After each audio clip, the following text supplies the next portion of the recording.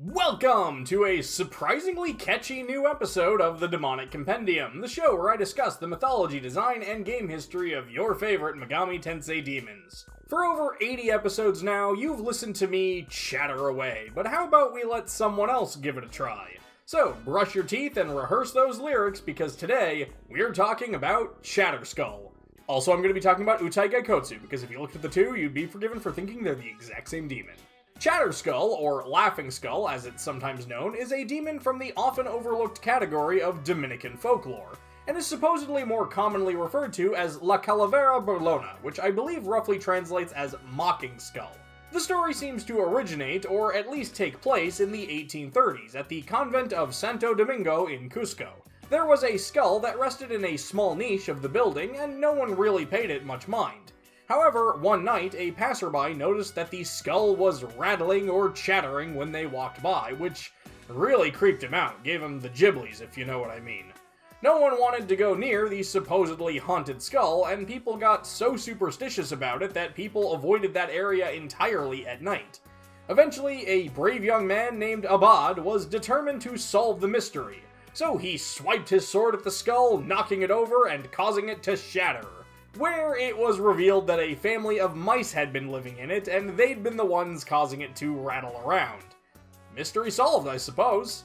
I'm personally a huge fan of when Megaten uses these lesser explored ghost stories for demon inspiration, especially when they come from a background that we don't typically get to see much of in the franchise like this. Chatterskull's Compendium entry from Shin Megami Tensei 3 Nocturne HD Remaster refers to it as a creature of folklore from Dominica. It is a living skull that gives out a piercing laugh. It is said that the hearts of those who hear its laugh will immediately stop. Which brings me to a different ghost story about a skull, Utai-Gaikotsu, which roughly translates as Singing Skull. The Megami Tensei descriptions of this demon mention that when someone is murdered brutally enough, their skull haunts the person by singing a song about how they were killed until the guilty party goes insane or kills themselves. I have to say, I kinda respect the pettiness of that. Like, if I got murdered and I knew I could haunt the person that did it, I'd probably sing an obnoxious song about it too. Now, I'm curious, do you think they have to plan out the entire song before they can begin haunting, or can they start with an annoying limerick and work their way up to something with a bit more bop down the road? There once was a YouTuber named John. You murdered him in his back lawn. And now he is dead, you bashed in his head and fed his remains to a swan. I did find another Japanese story about a singing skull that's not exactly the same, but does seem relevant enough. Basically, one friend killed another, so the murdered friend's skull was like, "Hey, let me sing for people, I'll make us both rich!" And it worked until the murderer got invited to bring the singing skull to perform for the local castle lord, where the skull proceeded to clam up like that cartoon frog. So the castle lord had the murderer decapitated, letting the former friends be skulls together. Again, it's a fun little ghost story, and I enjoy seeing these types of smaller tales in the franchise for demon inspiration. Utai-Gaikotsu's Compendium entry from Devil Summoner 2, Raido Kuzunoha vs. King Abaddon, refers to it as a talking monster born when the negative energy of the one killed possesses a skull. It attempts to revenge itself on its killer by making a song of the details of its death.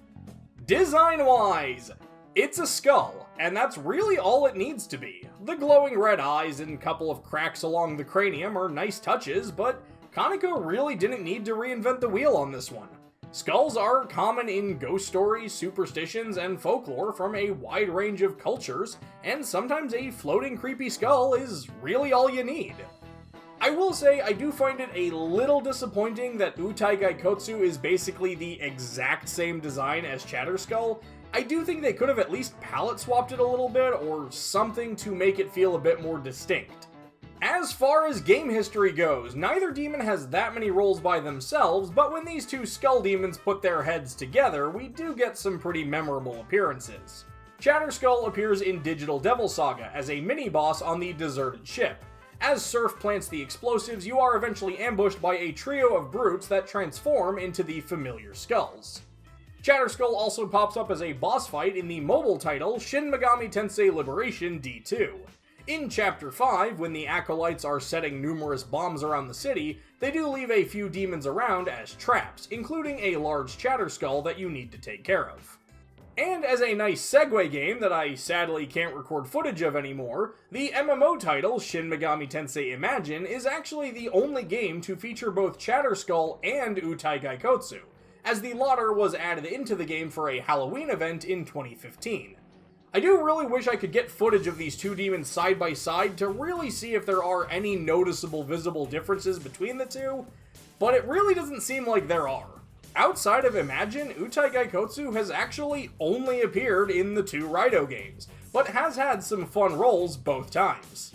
In Devil Summoner, Raito Kuzunoha vs. the Soulless Army, a bumbling duo of Utai-Gaikotsu appears in Chapter 7 as minions of the main boss, Hidokononushi.